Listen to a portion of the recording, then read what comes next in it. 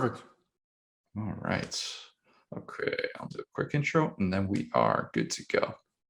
All right, coming down in 3, 2, 1. I'm now excited to be joined by a very special guest. It is Geoff Schwartz. Geoff, you're involved in a bunch of different things now. You've got a Sirius XM NFL show. You've got a Sirius XM Pac-12 show. You've got the Fox Sports gig. You've also got this new show out that by the time that this drops on Friday, it'll already be out. It is the Big Boys Club Offensive Line Draft Academy. Be honest with me, you were just looking for an excuse to go hang out with some offensive linemen for a few weeks, and Fox was like, "All right, yeah, that's fine." Yeah, I just wanted to eat all the food. That's what I wanted. I wanted to eat all the food and hang out, and they did it for me, and it was fantastic. We had a great time doing this as usual. It's less days than you think, and it's so much fun. And then the show comes out, just feels so rewarding afterwards. It's fantastic. I watched the episode and it's awesome stuff. It really is. I want to get into some things that you learned about, guys like Neal and Charles Cross, Darius Canard, these offensive linemen that you worked with. But your first line in the show is you saying that you've had coaches who would moo at you as you ran by. Yes. You say this as you're rocking this sick Oregon Ducks quarter zip to rep the alma mater. Like that logo is, it's all time. They should definitely roll with fantastic. That. Yes. I know you only had 1 year where Chip Kelly was on staff while you were there and he was the OC, but please tell me that it was Chip Kelly who used to moo at you.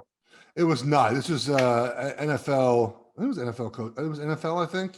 Okay. I don't remember who did it. But yeah, I've had coaches moo at us as we walk by. Or maybe called elephants sometimes. It was kind of like parading because elephants will kind of go like in a parade, like in a circus, and we kind of just parade down by ourselves. So yeah, we get called a bunch of different names. Most of them are endearing in the end, but a lot of them are just people being. Just means the wrong word because we're offensive linemen. We're weird. Like we don't care if people make fun of us. It's just fun to start the show with that. Look, very quickly on the show, what makes it a lot of fun is there's kind of different episodes for different folks, right? So we have the main show that we put out that is, kind of centered around, how they train, which with Duke, what Duke's mythology is and his methods. And then, kind of some of their backstories, right? We heard Darius Canard, his story, Neal, and Cross, and all those guys. And then we have on separately individual episodes for each player. So you get to see, and I sit down with those guys, we talk a little bit, we watch film. So you can kind of have there's the hardcore like film junkie stuff. And there's also just kind of like the stories. And you feel really, I think it's easier to root for a player when you know their backstory, especially with a lot of these players. You hear like Darius Canard, what his mom went through and whatnot. So you feel more attached to the player by watching the main show. And then really you get the football fix from watching the little 8 to 10 minute individual episodes we have on each guy. So there's a lot for people to consume that's not just the main show. I've been in some of these pre-draft workout situations. I spent a day at IMG a few years ago, but I've never been to one that was strictly for offensive linemen. And I was amazed to see that you guys were even doing like slow-mo film breakdowns of the first 10 yards of the 40. Because they say like the 10-yard splits are really important for offensive linemen, the explosion, all those different things. But is there an offensive lineman that you've kind of seen in this class or another who just kind of blew you away with that? And like you sat down and watched it, you're like, oh my God, that's different. That stands out. So, so that all that is really done by, here's the thing. I just kind of like show up, right? I just parachute in, see what they're doing, talk to these guys. Of course, I've watched the film, we prepared, but what Duke does and what Les does there, the speed coach at Sports Academy, is special. It's really, and this is why I think, just generally speaking, we look at the combine numbers, and this year was incredible. The guys ran so much faster, and and then you watch the show and you see them talking about the foot angle on your second foot strike, right? And his shin angle and where your knees at, and it's so precise now that I feel like the numbers are just not as important. Like, okay, a guy ran a 4.9, maybe it was a 5.1 a couple years ago, but can he block someone, right? Like, yeah, he spent all this time running a 40, preparing for it. But in the end, like, can someone block someone? And so I think when you look at the guys that we have, Trevor Pening, for example, had Charles Cross, great combine numbers, fantastic. But they can also block people. It's kind of important. And so I think for those guys, I was very impressed with like Trevor Pening, man, for his size and his ability to explode out of his stance, especially. And that's what we measure for offensive linemen. Duke talked about it in the show, the 5 to 10 yards, right? The first 5 to 10 yards is kind of that burst. And you find, our position is about you fire off the ball. The last 20 to 40 yards, I mean, that's not really what our job is. I mean, it's nice if guys can run fast, but the first 10 or 20 yards is supremely important to the testing. To me, Trevor Pening was one of those guys that really, I just didn't expect it, and it was really good. I don't know how many people listening to this podcast know Trevor Pening and like know his story at Northern Iowa. And he kind of talked about it on the show and how he didn't get offers from Iowa or Iowa State. And seeing the pictures of him as a recruit, I was ready to be on board with him and be like, oh, small town guy who was like overlooked. And then you see the pictures of him as a recruit where he's wearing the kicker jersey. And you're just I see why this guy didn't get offered by Iowa. Did he kind of like, it sounds like he really made a lasting impression on you, because to have the work ethic to gain that kind of weight and to have that kind of discipline, like that kind of says something about you if you're willing to put yourself through that. It does. And I really, it's impressive that he's able to do that. But to me, it's really hard to teach desire and attitude and want to, and the ability for Penning to want to be great and then obviously play that way on the field. You can always tone that down. You can tell him, hey man, we just can't have so many penalties. There's a lot of penalties. Like it's just not so physical, right? You can turn that down. Turning it up is nearly impossible. So I like his attitude. I like his mindset, and I like the underdog. And the question now becomes, obviously, as a first round draft pick, you have to keep that going, right? Because now you've made it. You're going to get millions of dollars you never thought you'd have even 2 years ago. And now it's about honing the mental state and being able to perform at your best level, knowing you have kind of that security, which you haven't had for years now. I want to preface this again by saying this is going to be out on Friday after the first round wraps up. So as of this recording, we don't know specifically like where these guys will end up, but Darius Canard seems like a guy who, like, we're going to look up 9 years from now and he's going to be a franchise player for the team who drafted him. He's, for those who have kind of seen him, the Kentucky offensive lineman, for those who have seen him over the last few years, he's a really captivating guy. Even as you're kind of watching him in this, he just seems so rock solid, even though he had this rough upbringing, like you talked about, single mom, abusive father. What did you learn about him, and what do you think his NFL potential is? So, Canard's story is one of the better ones, right? I mean, it's not a good story. I mean, his upbringing wasn't great, but I think the story is obviously how him and his mom were able to overcome their upbringing and both be very successful in what they do. You mentioned his mom is working on her second master's degree, I think, right? And obviously what Canard was able to do. And, I think when you look at him and the style he plays with, again, it's a lot of aggression, but it's a lot of just very physical hand striking, very good with his feet. He's going to be a guard in the NFL, in my opinion. And his ability to move and kind of can play in confined spaces, and his smarts, his intelligence are really going to help him. And then of course that drive, and he's a very quiet guy. It's interesting. He came off on the show as very goofy, which I didn't get that impression when I was with him. He's very quiet when the camera's not around, but he kind of turns that intensity on. And so, I think when you have, when you grow up the way he did, and you're always kind of fighting for everything, it kind of makes you a good offensive lineman, right? Like you just have to fight at that position. You're always fighting for something. And I'm really excited to see his pro career. I think he will play in the NFL for a long time. To play a position like that, you talk about that, you need to have that kind of fight. I always think to do that, you have to just have this level where you're sort of driven to the brink of craziness, but not quite. And with certain guys like Darian, like, their story, it kind of makes sense. You're like, all right, you understand where he gets his aggression from. What was the thing that brought that out with you? Because you were like a stud 3-sport athlete. You grew up in Southern California, yet you clearly found some way to be pissed off when it mattered. Yeah. It's a good question, because it did take me multiple times to figure this out, because as you mentioned, I grew up a great family. We had money, we had everything I ever needed. There was never a thing we couldn't do. When in family, I mean, you got a good upbringing. My parents are very successful in their careers, and I had to learn it like 3 different times really in my career. So in high school, I had a coach who had played football at Nebraska, and he was really good. He was actually going to be a pro prospect on a bar fight. Got hit with a bottle over his head and never played again. And so. But he saw the potential in me. He rode my ass, man. That sounds dirty, but at practice, like he nonstop, like 24/7 just yelling at me, just like he knew that he kind of had to get me to be more physical, like to want to be, as I didn't grow up as a physical kid. I didn't fight at all. I was never really, and part of it, my dad always mentions that he thinks that he kind of tamped down my aggressiveness because he always told me, you're bigger than everyone else. You just can't be so violent, can't be so angry. And so I remember, so coach got out of me, and I kind of figured it out a little bit in high school, right? Okay, you have to be aggressive. That's how you do it. And then in college, I kind of had that, after I got hurt my junior year, didn't play terribly great that season. And kind of that off season, I felt healthier, and I realized I just got to do more. I got to run downfield. I got to make some plays. I have to show some highlight plays. And the highlight plays for offensive linemen is just finishing guys, right? It's just moving a guy from point A to point B against their will. And then in the NFL, my agent was like, dude, if you want to make it, you better start dumping dudes on the field. You better pick it up a little bit. And so I just did. I just mentally got to a place where I could do that. And this is why the NFL locker room is so interesting before a game, because I don't know if you've ever been in a locker room before any football game at a college or pro level, but everyone has their own way they get to the place they have to be at, because for 3 hours, again, I'm not a violent guy. I've never been in a street fight. I've never thrown punches anywhere outside of a football field. I've definitely been in football fights.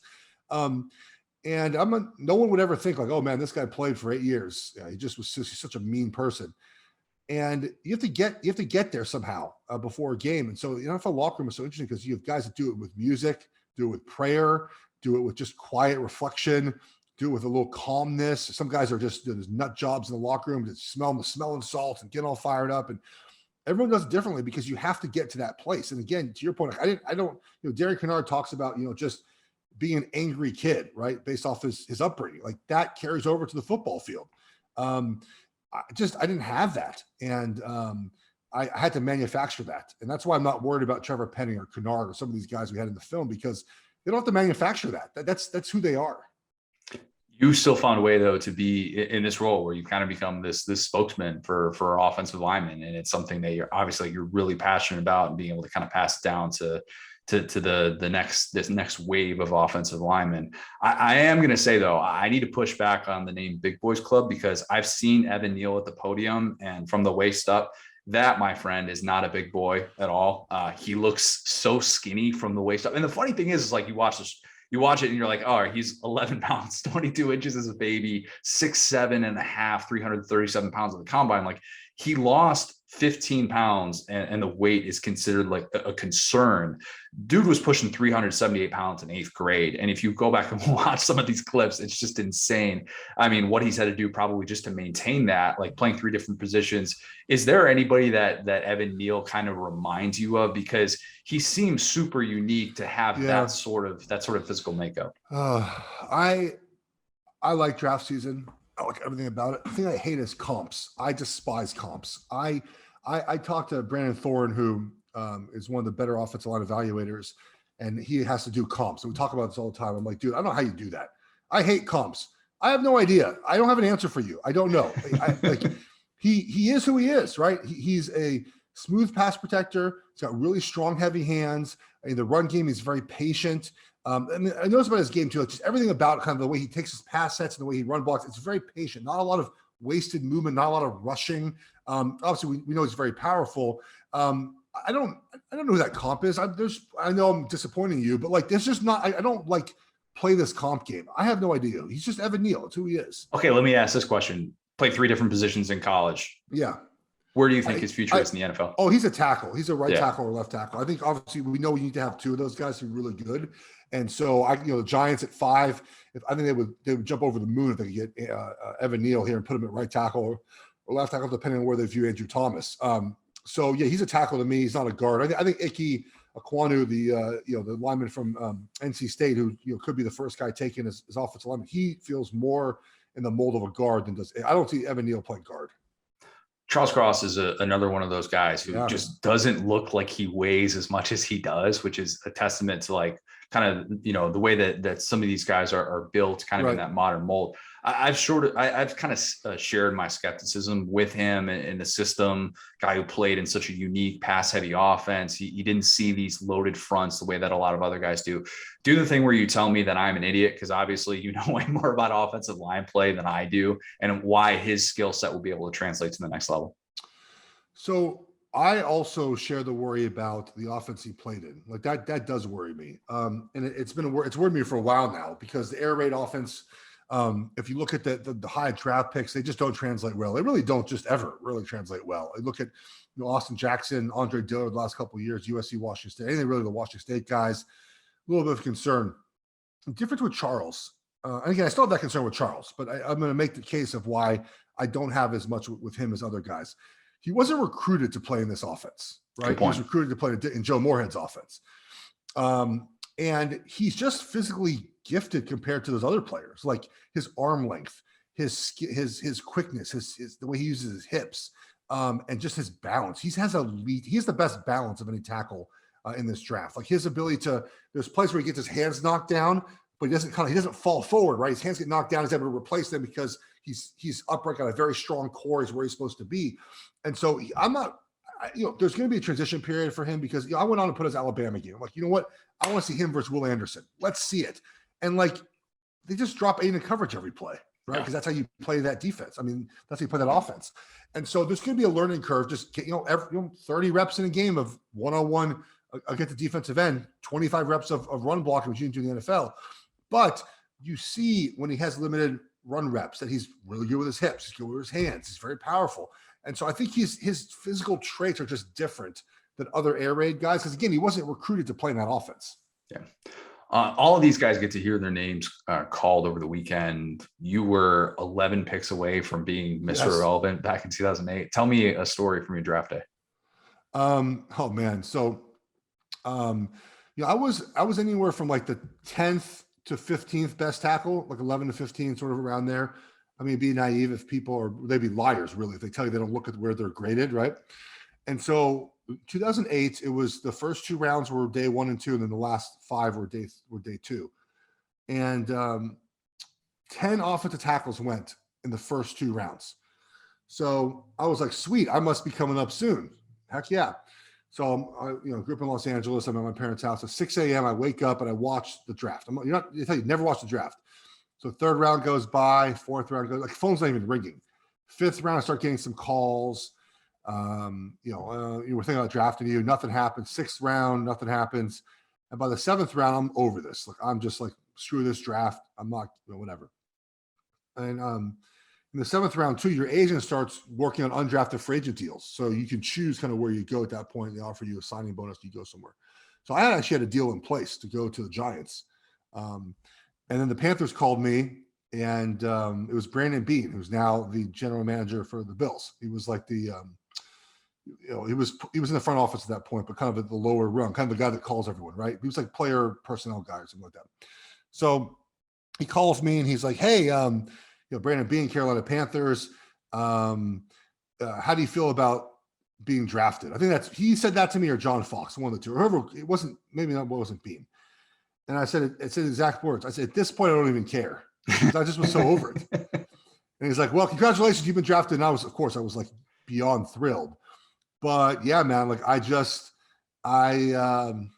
was a long day. I mean, 6 a.m. I got drafted by like probably 3 or 4 in the afternoon. I mean, it's 5. It's the clock was longer back then, right? They used to give more time for the picks. And I woke up in the start of the 3rd round, and I get drafted pick 252. So it was a long day.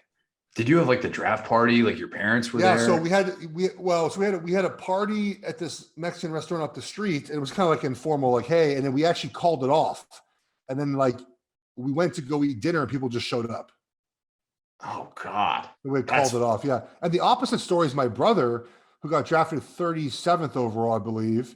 And so we're watching, this is now when the draft was back to, I think the format is now, right? Round 1. It was round 1, and then it was then it was 2 rounds, and then 3 and 4 rounds. And so we thought he would be like middle of day 2, like not middle of the 2nd round, 55. Like we thought the Falcons liked him at 55, I remember. So the Browns called him, and they said, "Hey, you're being drafted at pick 37." So like the 5th pick of the 2nd round. And I remember like afterwards we're like, "Oh, all right, well, I guess we'll like go to dinner now," because we had a party the next day because we assumed he'd be drafted. So we had like the next day was like, okay, we guarantee he's going to be drafted, and so we just like turned the draft off and went to dinner. And that was it. Like we were like the same opposite as me. And they went to commercial break too. So like the pick before him, it was like, okay, we're going to commercial break. And then we had to wait like 3 minutes. And then of course they called him. We know he's being drafted, but then they announce it. And we're like, okay, well, and this is like before real social media. It's like there wasn't like you put out a big tweet or like it was just like, all right, cool. Like, let's just go to dinner now. Were you doing the thing where you were like, hey, like, they might be telling you you're going to this round, but you're like the skeptical guy. No. When they call, when it was like you can tell the difference between like a coach just fishing and this was like it was Ray Farmer, whoever the general manager was. Like it was legit. Like he was going to the and we didn't. The Browns were like not on the radar at all. We had when the number popped up from Cleveland. I mean, he was shocked. I want to get you out of here on a few questions about your career. Let's start with college here. The going back to 2007 when you're at Oregon, and obviously that season was absolutely nuts. But the way that your career kind of played out and get to that point where you're kind of this classic like guy who just kind of works his way up and whatnot. How did you end up at Oregon and not at USC? Well, so USC was right in the middle of Pete Carroll dynasty era, and I just wasn't good enough for them.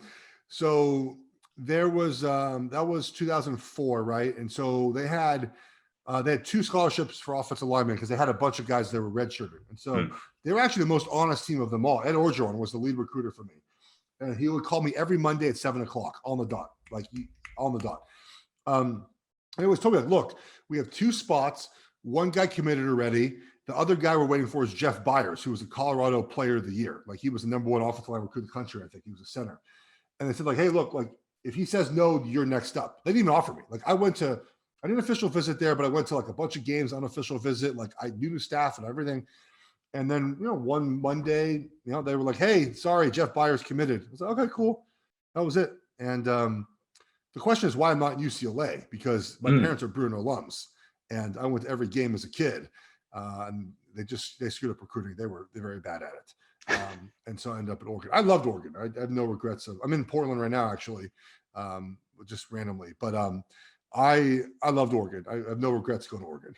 And Orgeron, like if that offer had been on the table though, like is he as good of a recruiter as everybody says? USC, well, yeah, I would, as much as I hated USC and I still hate USC, I would have committed there because they were winning. Like they were winning and putting everyone in the NFL. And that would have been, my first year would have been a championship, would have been 2004. And then 2005 was the Texas game. So I would have been, I would have won a championship my first year there. And the second year I would have played, would have been part of the best game of all time. That's why you went to USC. Is it frustrating to now look at the Pac-12 and think, oh man, like everybody associates the Pac-12 and it's like return to relevance with whether or not USC is going to be able to get going with Lincoln Riley? Like as an Oregon guy, is that like a tough pill to swallow? You mean how a 4-8 team had their spring game on ESPN? Is that what I mean? The last game USC played, they gave up 62 points to UCLA.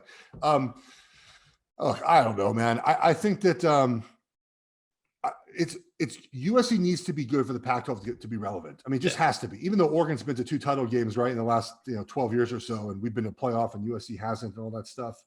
I'm a little skeptical at how good USC will be with Lincoln Riley. Like, I think people expect championships. I just look, the reason why there's a gap in the Pac-12 and everyone else is recruiting, right? It's not just recruiting quarterbacks. It's offensive, defensive linemen. That's what it is. It's not quarterbacks. We have plenty of quarterbacks. We should Justin Herbert drafted 6th overall. Caleb Williams. It's going to be the top 4 pick in 2 years. It's offensive, defensive linemen. There's just not a lot of them there.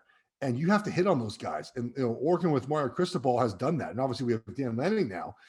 And I just don't think Lincoln Riley is there right now. USC has a lot of work to do on the offensive, defensive lines. And that's a multi-year rebuild. You're not getting those guys in the portal.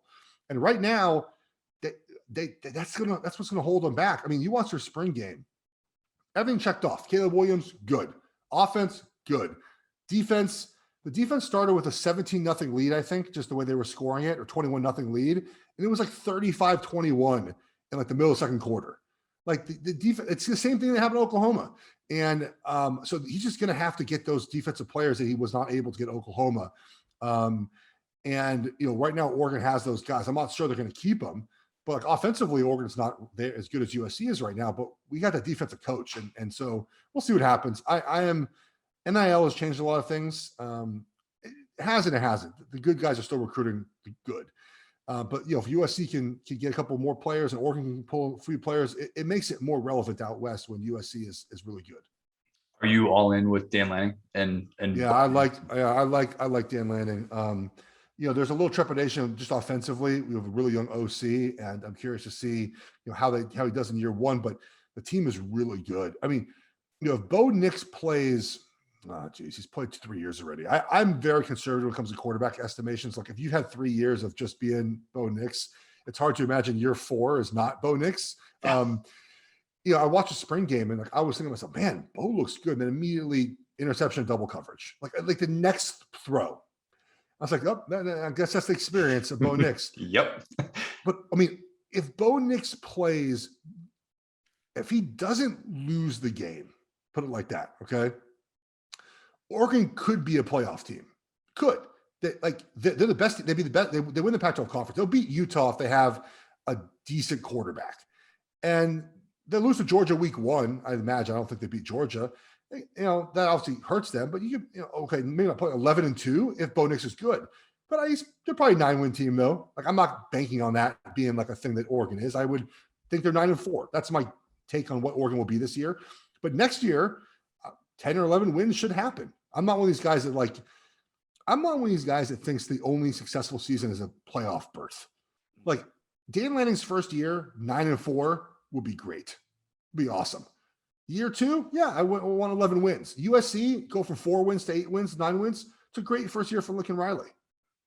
I like that you're conservative about it. I was going to ask you if you were going to be calling your shot for week 1, saying that Oregon's going to be Georgia.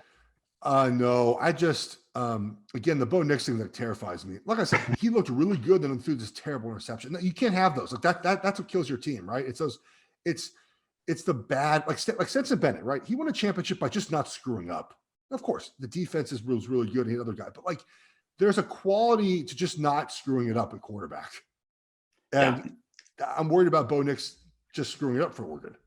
Yeah, you're in for quite the year, or maybe 2 years, given the way that eligibility works. That's what everyone has told me, and I'm looking forward to watching Bo. I mean, I think he good spring game. He's going to win the job. But man, like if he's good, the way Oregon's schedule sets up, it'd be hard to win 11 games in a row. I mean, I think that 11-2 is realistic if Bo is good. I think if he's just what he is, they're 9-4, which is fine. I'm fine with that. That's fair.